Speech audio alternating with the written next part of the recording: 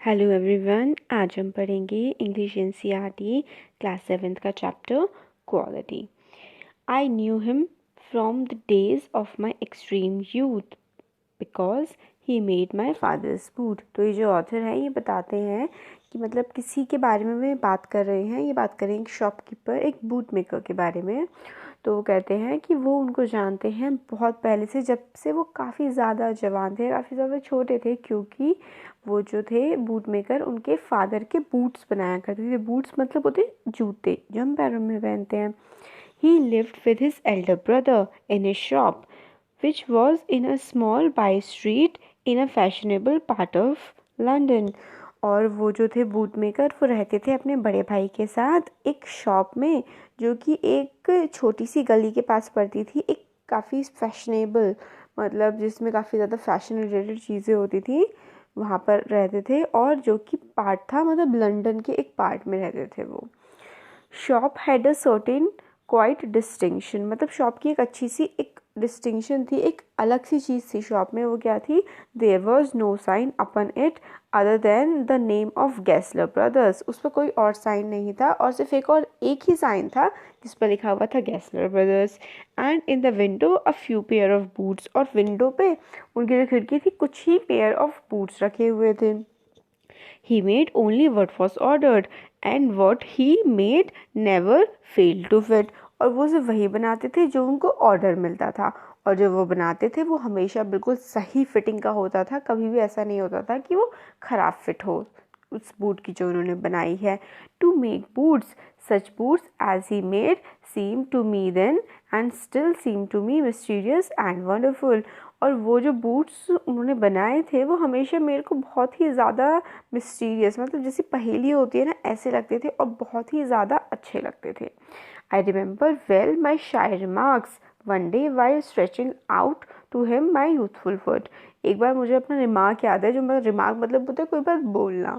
तो वो बात उन्होंने बोली थी जो उन्होंने काफ़ी साल हो गए थे ऑथर को बोले हुए, मगर उन्हें आज भी याद थी। वो क्या थी? Isn't it awfully hard to do mister Gessler. वो कहते हैं कि क्या ऑथर जो मिस्टर गेस्लर होते हैं बूट मेकर, उनसे बोलते हैं कि ये करना कहीं क्या बहुत मुश्किल नहीं है। And his answer given with a sudden smile from out of the redness of his beard, it is an art. तो वो कहते हैं कि मतलब जो ऑथर होते हैं मिस्टर गेस्लर से पूछते हैं कि ये करना हार्ड तो नहीं है, मतलब बूट्स बनाना और ये सब। तो फिर जो है मिस्टर गेस्लर के फेस पे एकदम से स्माइल आ जाती है, उनकी जो बियर्ड है वो रेड हो जाती है। वो आंसर करते हैं ऐसे करके, ये ID इज़ एन ARD। तो it was not possible to go to him very often. और यहाँ पहले ये देख लेते हैं कि ये जो फ्रेज़ इन्होंने बोली थी इसका क्या मतलब होता है।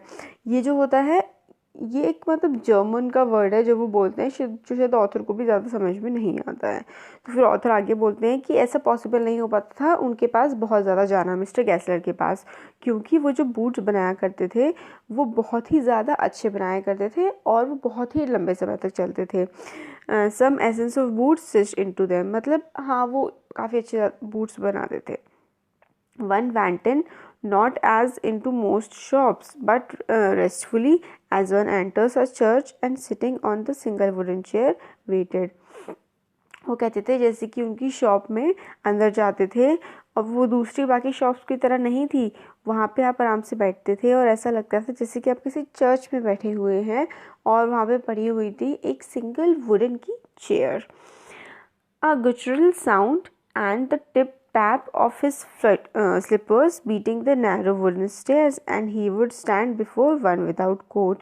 और फिर एक अजीब सी हार्श सी साउंड आती थी और टिप टैप जब वो आते थे निकल के तो उनके स्लिपर्स की भी आवाज़ आती थी। और वो आवाज़ इसलिए ऐसी होती थी जैसे कि कोई वुडन चीज़ के ऊपर चल रहा हो, क्योंकि जो स्टेयर्स थी वो वुड की बनी हुई थी और आप जैसे जाएंगे तो वो आपके सामने आके खड़े हो जाएंगे। मतलब जैसे कि कई बार विदाउट कोट, बिना कोट पहने हुए आप झुकेंगे, आपके मतलब अपना जो उनका लेदर का एप्रन होगा वो पहने हुए होंगे और जिनकी जो स्लीव्स होंगी वो थोड़ी मुड़ी हुई होंगी, blinking as if awaken from some dreams of boot. और ऐसा उनको देख के लगता था कि वो जैसे कि अभी अभी सो करके उठे हैं और एक सपने में से जिसमें वो बूट्स बना रहे हों। And I would say, how do you do, Mr. Kessler? Can you make a pair of Russian leather boots? फिर जो है ऑथर कहते हैं कि मैं उनसे इस तरीके से कहता था कि मतलब मैंने कहा जब मैं गया कि आप कैसे हैं मिस्टर गेस्लर, और क्या आप बना सकते हैं एक रशियन लेदर बूट्स मेरे लिए। तो without a word he would leave me retiring whence he came और into the other portion of the shop, और फिर बिना कुछ कहे हुए वो वहाँ से चले गए दूसरे पोर्शन ऑफ शॉप में।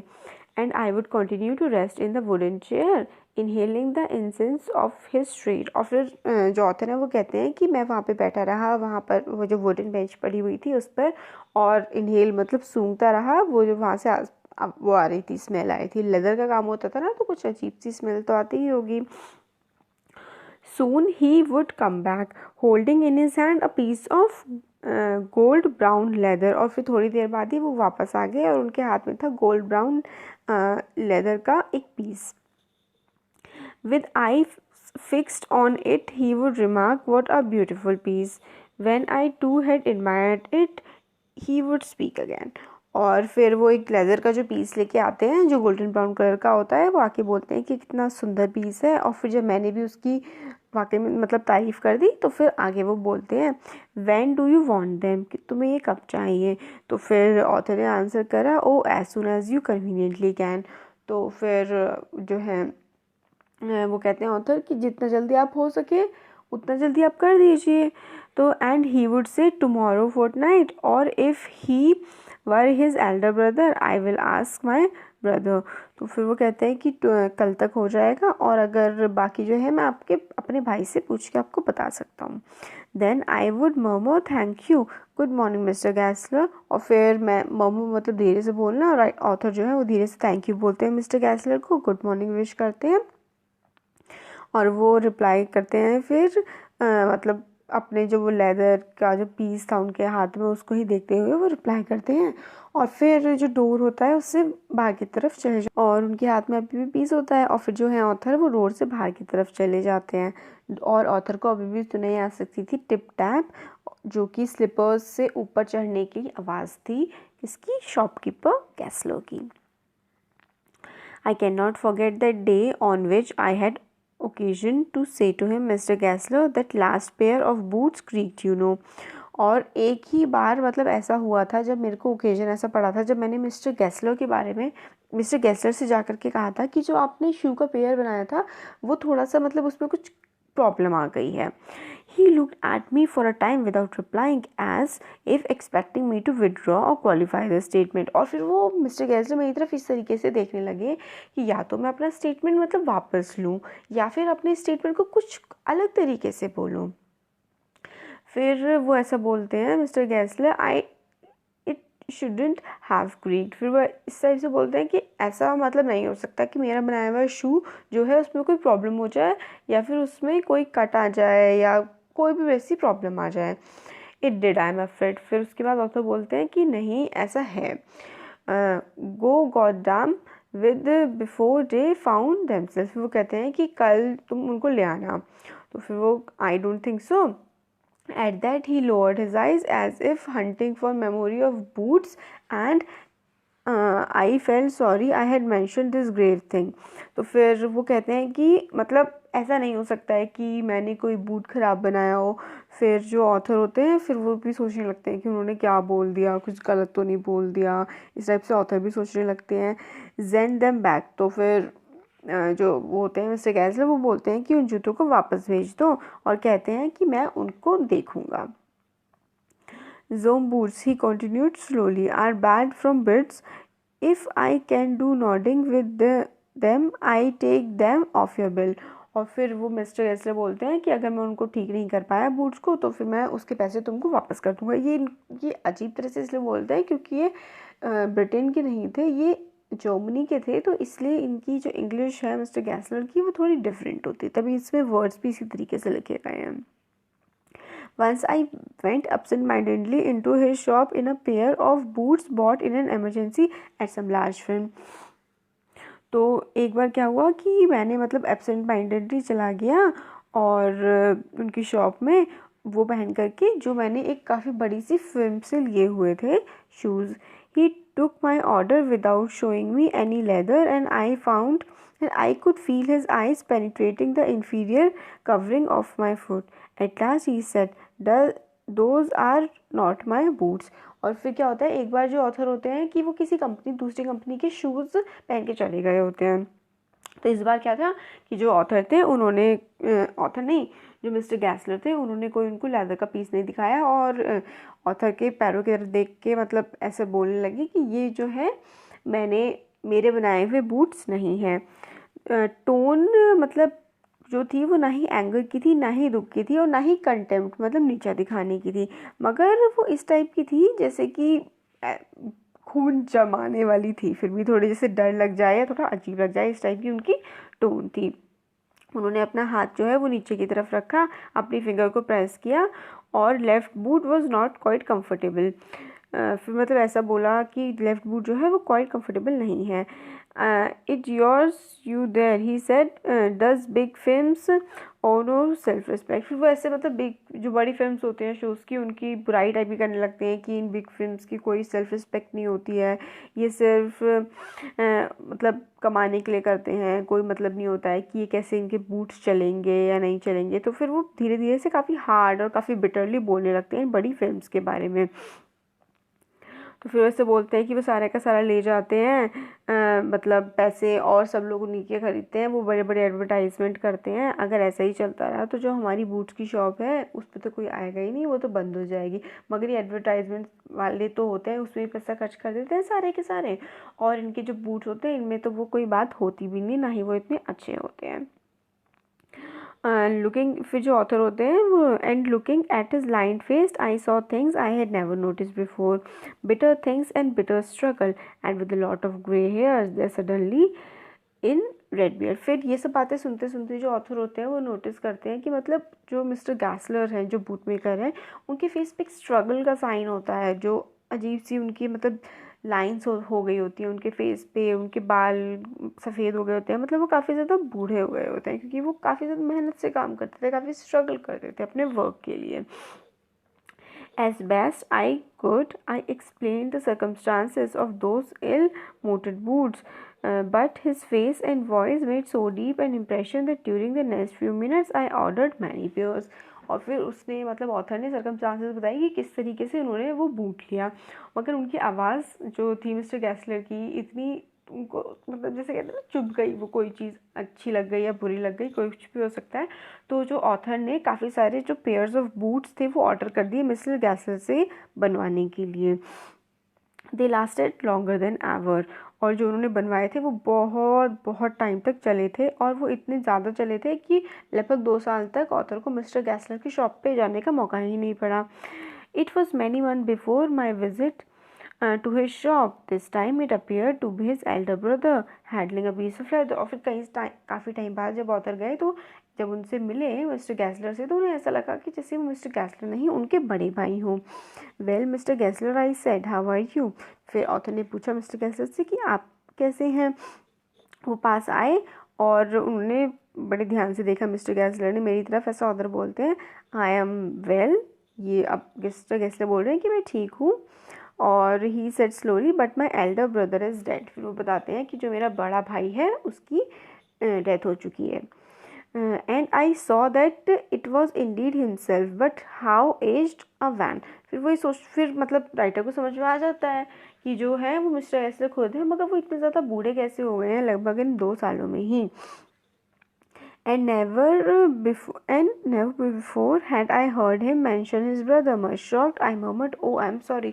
और फिर इससे पहले उन्होंने मिस्टर गैसलर ने कभी भी अपने भाई का नाम नहीं लिया था उनके सामने, तो ये बात भी सुन के अजीब लगता है जो राइटर है उनको. फिर वो धीरे से बोलते हैं कि मुझे दुख हुआ ये बात सुन के कि आपके भाई की डेथ हो गई है. Yes, he answered, he was a good man, he made a good boot, but he is dead. फिर वो बोलते हैं कि हाँ मेरा बड़ा भाई बहुत अच्छा था और वो काफ़ी अच्छे जूते बनाता था, मगर अब उसकी जो है डेथ हो गई है. और फिर वो अपने सर का मतलब ऊपर वाला पार्ट छूते हैं, हेड को छूते हैं. And his hair had suddenly gone and thin and it had been on that his poor brother to indicate I suppose the cause of his death. तो मतलब वो अपना सर पे छूते हैं, उनके बाल जो होते हैं काफ़ी ज़्यादा पतले हो गए होते हैं, काफ़ी ज़्यादा वाइट हो गए होते हैं। तो फिर एकदम से जो राइटर है उनको ऐसा लगता है कि कहीं मतलब इसी टाइप का उनके सर पे कोई प्रॉब्लम रही होगी उनके भाई के, यही उनकी डेथ का कॉज रहा होगा। तो वो मिस्टर गैसलर उनसे पूछते हैं ऑथर से कि तुम्हें मतलब कोई बूट्स बनवाने हैं। और फिर उन्होंने अपने जो हैंड से उठाया था एक लेदर का पीस, और फिर वो कहते हैं कि ये जो है काफ़ी ब्यूटीफुल पीस है। फिर ऑथर फिर से कुछ पेयर्स जो हैं वो ऑर्डर कर देते हैं, और जो इस बार के बने हुए थे वो काफ़ी मतलब और भी ज़्यादा अच्छे थे। I would simply could not wear them out and soon after that I went abroad। और फिर मतलब सारे के सारे वो नहीं पहन पाए थे और वो ख़राब भी नहीं हुए थे, और कुछ टाइम बाद जो है ऑथर जो राइटर हैं वो अब्रॉड मतलब विदेश चले गए थे। फिर काफ़ी ज़्यादा टाइम हो गया था, फिर वो लंदन दोबारा वापस आए, वो मिस्टर गेसलर की शॉप पे गए। और फिर जब वो मतलब वापस मतलब गए थे तब उनकी एज काफ़ी ज़्यादा हो गई थी। जब वो वापस आए तो ऐसा लगा उन्हें जैसे कि कोई 75 ईयर्स का कोई ओल्ड मैन है जो काफ़ी ज़्यादा मतलब बूढ़ा हो चुका है। फिर जब वो जाते हैं तो ऑथर मिस्टर गेसलर की शॉप पे, तो फिर वो फिर से उनसे पूछते हैं कि आपको कोई बूट्स चाहिए, और मैं आपके लिए एकदम बना दूंगा जो ज़्लैग टाइम मतलब काफ़ी जल्दी मैं आपके लिए वो बूट्स बना दूंगा, वो ऐसा बोलते हैं। I answer please please I want boots all around every kind. फिर वो बोलते हैं हाँ मुझे बहुत सारे बूट्स चाहिए, बहुत सारे तरीके के। I had given those boots, अभी देखते हैं हाँ ये आगे। फिर जो ऑथर का जो ऑर्डर था वो आ गया था, और इस बार के जो उनके बूट्स थे वो काफ़ी ज़्यादा अच्छे बने हुए थे। तो फिर कुछ टाइम बाद लगभग एक हफ्ते बाद जो ऑथर थे वो उसी स्ट्रीट से जहाँ पर मिस्टर गैसलर की शॉप थी वहाँ से निकल रहे थे। तो उन्होंने सोचा कि मैं बता देता हूँ, वो सोचते हैं कि मैं बता देता हूँ जाके कि कितना अच्छा मतलब उनकी इस बार जो बूट्स के पेयर थे वो कितने अच्छे थे, कितनी अच्छी उनकी फिटिंग थी। तो जैसे ही वो जाते हैं तो उनको एकदम से अजीब लगता है जा कर के कि वहाँ पे एक जर्मन फेस नहीं बल्कि कोई इंग्लिश मैन मतलब कोई लंदन का ही आदमी बैठा हुआ था। जो मिस्टर गैसलर थे वो जर्मन थे। तो फिर वो कहते हैं पूछते हैं ऑथर जाके कि मिस्टर गैसलर कहाँ पे हैं। तो वो कहते हैं कि नहीं सर वो नहीं है, और मैं ही शॉप को अटेंड करूँगा, और आप बताइए कि आपको मतलब क्या चाहिए। तो फिर वो कहते हैं यस यस बकर मिस्टर गैसलर कहाँ हैं। तो फिर वो कहते हैं कि आंसर देते हैं जो शॉप में कोई जो पर्सन बैठे होते हैं कि उनकी डेथ हो गई है। और फिर वो कहते हैं डेथ कि मैंने तो पिछले हफ्ते ही उनसे एक मतलब बूट का ऑर्डर दिया था, और जो बूट्स मैं पहने हुए हूँ इस टाइप से वो बोलते हैं कि वो बहुत अच्छे हैं मुझे बताने थे। फिर वो कहते हैं कि हाँ कि जो मिस्टर गेसलर है उनकी डेथ हो गई है, और वो ऐसा बोलते हैं कि उन्होंने स्टार्व कर लिया है खुद को।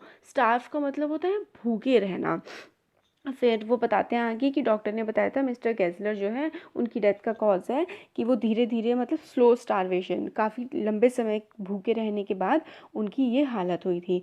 तो फिर वो आगे बोलते हैं जो शॉप में होते हैं कि आपको पता ही होगा कि वो किस तरीके से काम करते थे। वो पूरा का पूरा टाइम जो है पूरी मेहनत अपनी बूट्स में लगा देते थे। वो खुद को खाने का भी टाइम नहीं मिलता था उनको, और हर किसी के मतलब ऑर्डर पे वो बहुत ज़्यादा ध्यान देते थे। उनका जो सारा पैसा है वो मतलब रेंट में चला जाता था, खाने का भी उन्हें इतना ज़्यादा पैसे नहीं बचते थे। उन्होंने कभी एडवर्टाइजमेंट नहीं किया, और फिर भी उनका जो लेदर होता था वो हमेशा बेस्ट क्वालिटी का होता था, और वो अपना सारा टाइम पैसा मेहनत उसी में लगाते थे। फिर वो फिर भी औरतों को लगता है कि स्टारवेशन भूख से उनकी डेथ हो गई। तो वो कहते हैं कि हाँ ये शायद थोड़ा अजीब सा मतलब लगता होगा, मगर मुझे पता है मैंने उनको दिन रात काम करते हुए देखा है। सारा का मतलब पूरा का पूरा ध्यान वो जूते बनाने में लगा देते थे। कभी उन्होंने खाने पीने पे इतना ज़्यादा ध्यान नहीं दिया। उनके घर में भी कोई पैसे नहीं हुआ करते थे जो सारे रेंट में और लेदर ख़रीदने में ही चले जाते थे। और फिर जो शॉप में जो पर्सन होता है वो ये कहता है कि मुझे मतलब ये फिर भी मुझे विश्वास नहीं होता है कि वो इतने लंबे समय तक कैसे जी लिए, क्योंकि उन्होंने कभी अपने आप पे तो ध्यान दिया ही नहीं। बस उन्होंने बहुत ही अच्छे जो बूट्स हैं वो बनाए। तो फिर ये बात कहते हैं कि हाँ ऑथर भी कहते हैं कि हाँ उन्होंने बहुत ही अच्छे बूट्स बनाए, और यहाँ पे हो जाती है हमारी स्टोरी ख़त्म। तो आपको कैसा लगा कमेंट सेक्शन में कमेंट करके बता सकते हैं। अच्छा लगा तो वीडियो को लाइक करिए और चैनल को सब्सक्राइब करिए। Thank you so much.